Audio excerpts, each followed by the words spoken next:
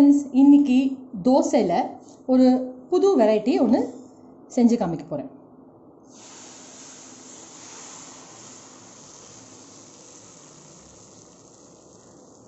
So இப்போ தோசை வந்து almost கொஞ்சம் வெந்தாச்சு. எங்கிட்ட கொஞ்சம் இந்த மதுரை ஸ்டைல் ரெட் சட்னி இருக்குது.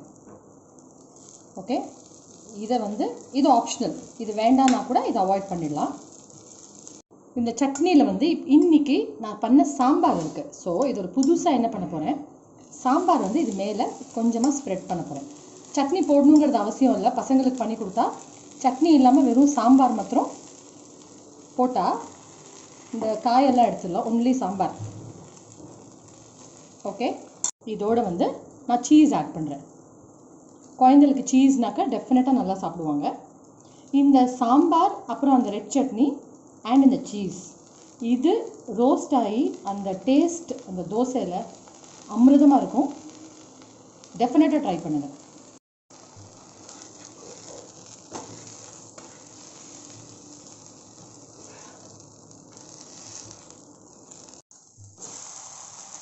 ஸோ